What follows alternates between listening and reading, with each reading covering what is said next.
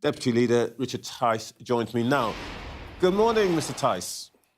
Very good morning to you. Well, the simple answer is yes, we absolutely can. Look at where we are in the polls, Trevor. I haven't asked you a question yet. We're in the mid-20s. We're alongside the Tories and the Labour. So yes, the simple answer is the people want reform. We need root and branch reform in this country. Okay. And this appalling rape gang scandal that you've hang about. Let's get to that. Let me ask. Well, that's the most important issue first, if we may. This weekend, one of your MPs was heckled by a couple of members who are evidently supporters of Tommy Robinson and the English Defence League. Have you identified and expelled them?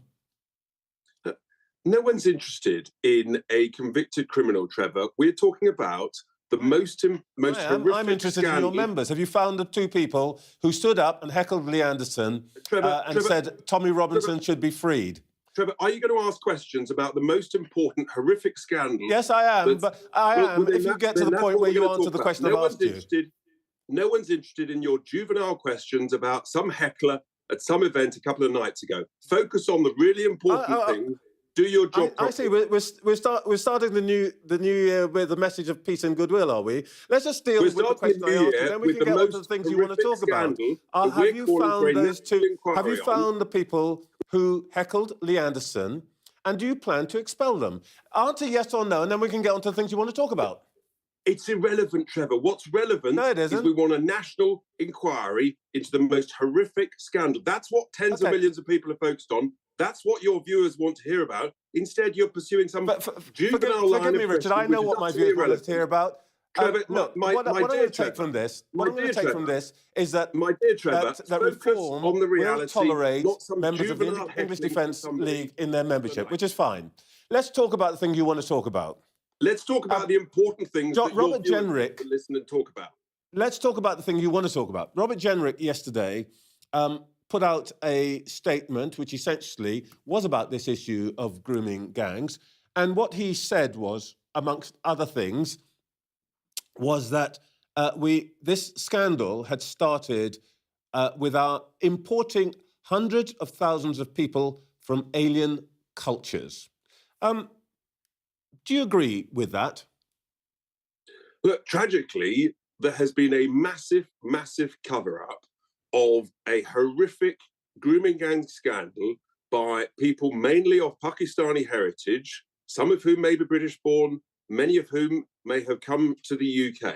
This has taken place over decades, and authorities, care workers, police workers, the British establishment, senior politicians, and may I say, the mainstream media have turned the other way. And there has been a sort of, this doesn't suit us because we want mass immigration, we want diversity, and this is inconvenient, so we won't explore it.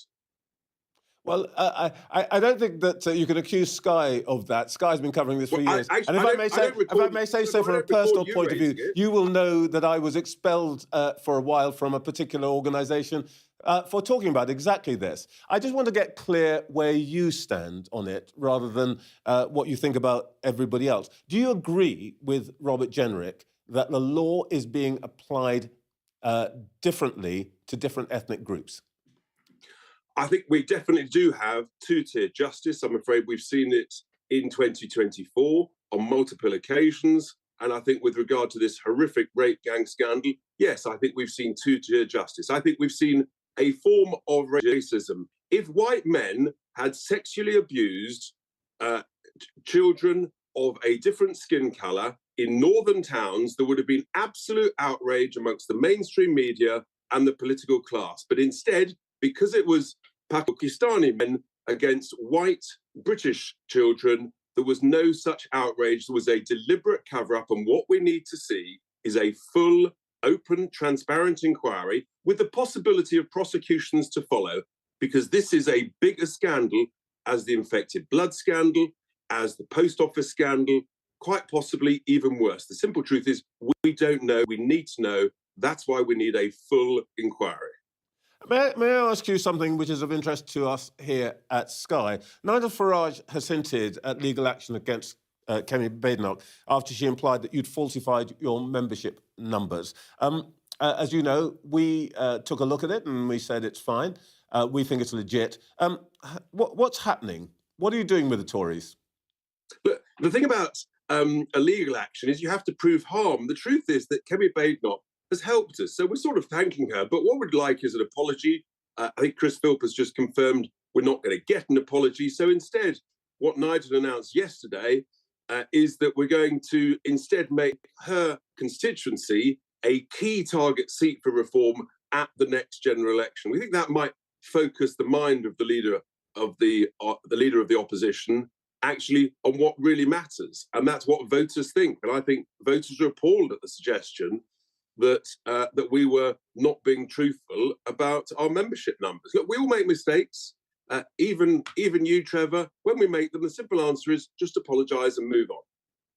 When I make a mistake with you, Richard, I will definitely apologise. Happily, I haven't had to do that thus far. Let's just ask one last thing about your support.